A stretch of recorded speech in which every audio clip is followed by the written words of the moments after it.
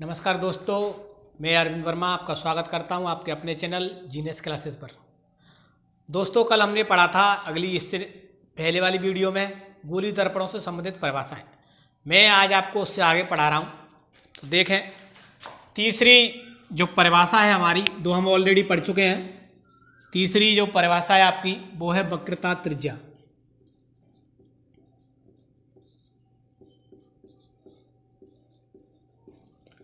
वक्रता त्रिज्या को अंग्रेजी में कहते हैं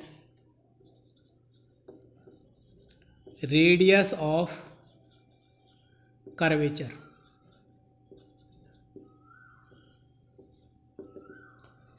पहले देख लेते हैं कि वक्रता त्रिज्या होती क्या है।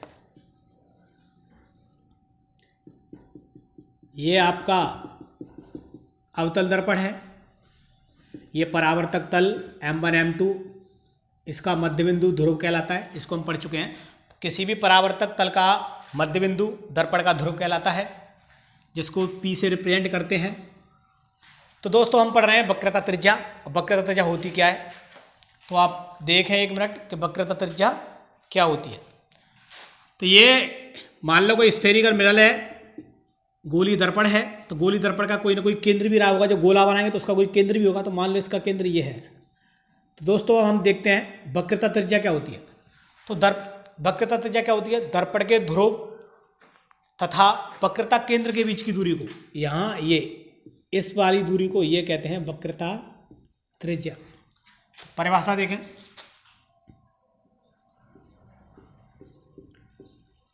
दर्पण के ध्रुव तथा वक्रता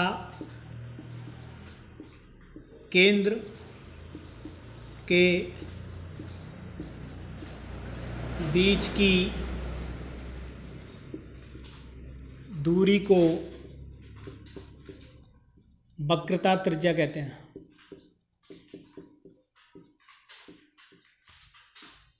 त्रिज्या कहते हैं। इसे स्मॉल r से प्रदर्शित करते हैं या दर्शाते हैं।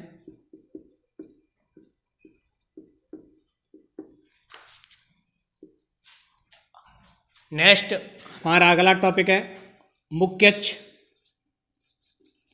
अगली परिभाषा मुख्य अक्ष को अंग्रेजी में बोलते हैं प्रिंसिपल एक्सिस।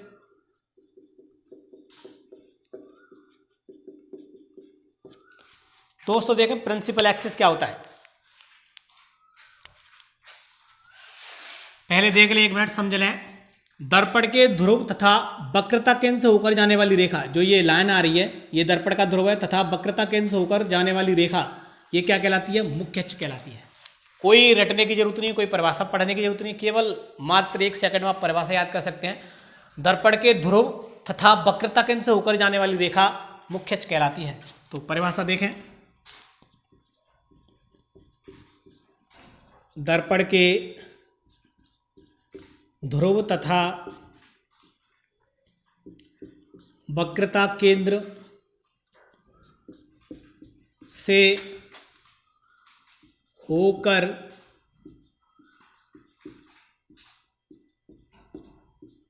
गुजरने वाली रेखा मुख्य अक्ष कहलाती है।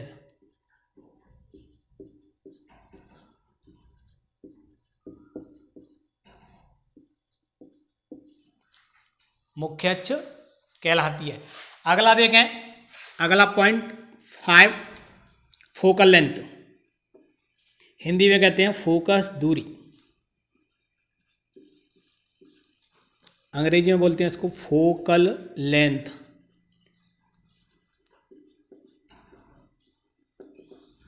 दोस्तों देखें, फोकस दूरी क्या होती है। अब हम देखेंगे फोकस दूरी क्या होती है। ये वक्रता केंद्र है आपका। यदि यहाँ पे कोई परावर्तित किरण यहाँ से जाएगी, कोई प्रकाश किरण चलेगी, तो परावर्तक तल से टकराने के बाद जिस बिंदु से होकर गुजरती है उस बिंदु को कहते हैं मुख्य फोकस। उस बिंदु को क्या कहते हैं? मुख्य फोकस। एक बार पुनः सुने, कोई परावर्तित किरण यदि कोई यहाँ से गुजरेगी, प्रकाश किरण गुजरेगी, तो परावर्तक तल से टकराने के बाद जिस बिंदु से होकर गुजरेगी उसको बोलते हैं मुख्य फोकस, कैपिटल एक्स से प्रदर्शित करते हैं। तो दर्पण के ध्रुव और मुख्य फोकस तक की दूरी को, या ये जो ये है, ये यहाँ से इस तक की दूरी को, दर्पण के ध्रुव तक की दूरी को क्या कहते हैं? फोकस दूरी। तो इसकी दोस्तों परिभाषा देखें, फोकस दूरी, फोकस दूरी क्या होती है? दर्पण के ध्रुव तथा मुख्य फोकस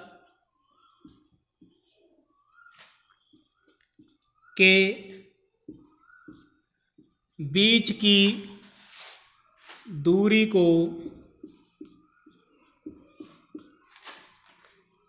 फोकस दूरी कहते हैं।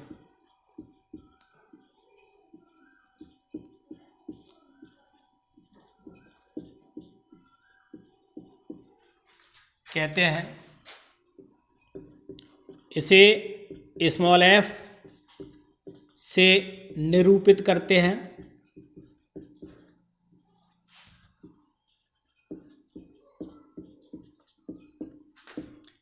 इसका मात्रक MKS पद्धति में मीटर होता है।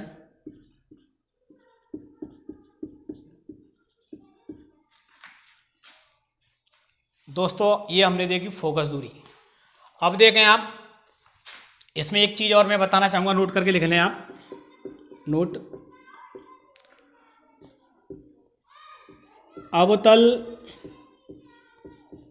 दर्पण के लिए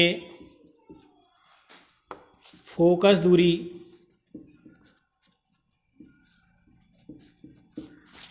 ऋणात्मक होती है।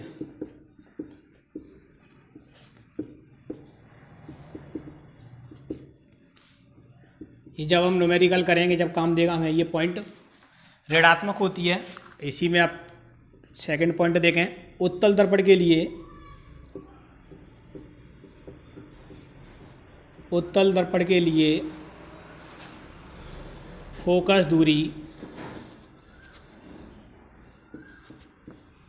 धनात्मक होती है।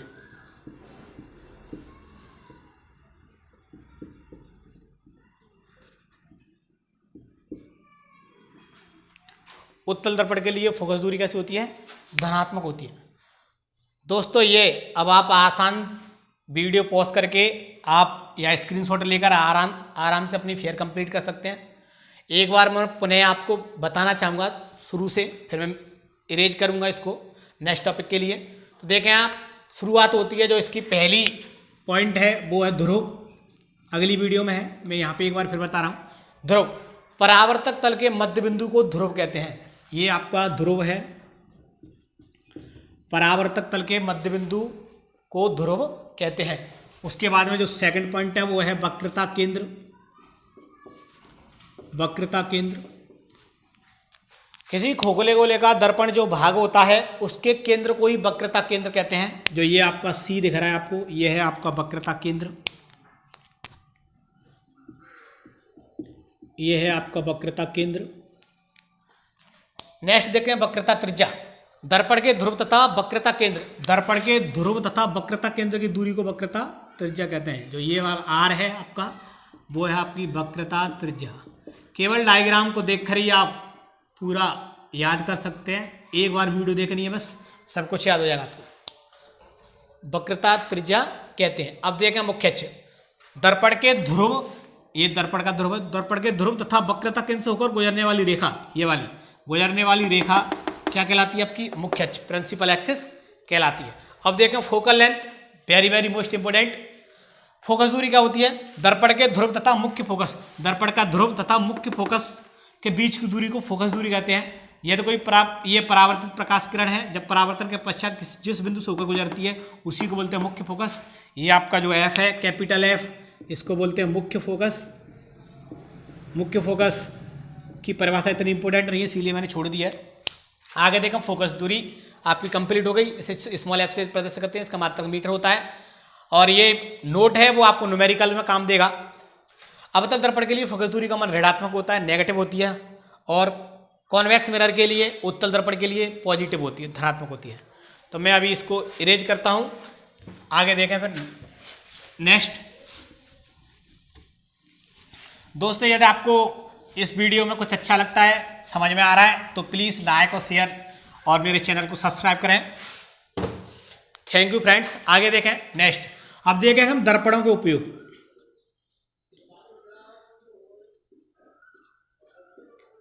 दर्पणों के उपयोग, यूजेज ऑफ मिरर। पहला देखें अवतल दर्पण।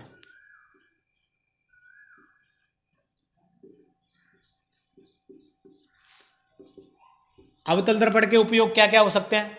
अवतल दर्पण के उपयोग, पहला सब करते हैं शेविंग करने के लिए, दाढ़ी बनाते समय,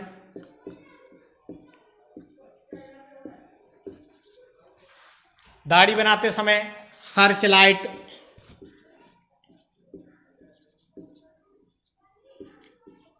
तीसरा जो ईएनटी स्पेशलिस्ट डॉक्टर होते हैं, कान, नाक, गले, इनको बोलते हैं ईएनटी।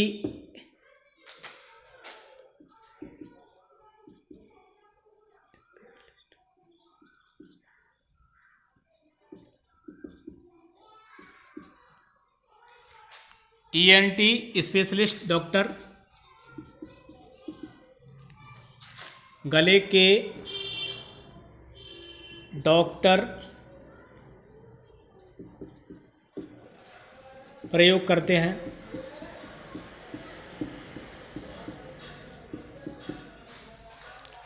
ईएनटी स्पेशलिस्ट जो होते हैं वो इसका प्रयोग करते हैं। अब देखें हमारा सेकंड उत्तल दर्पण के भी देख लेते हैं कुछ।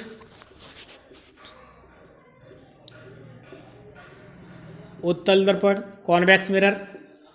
उत्तल दर्पण के प्रयोग क्या क्या हो सकते हैं? उत्तल दर्पण के प्रयोग क्या क्या हो सकते हैं?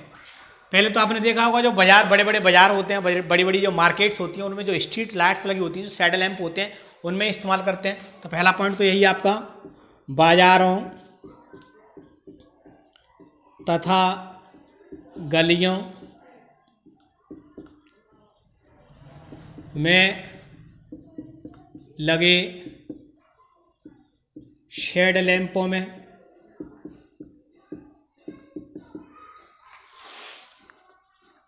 बाजारों गलियों में लगे शेड लैंपों में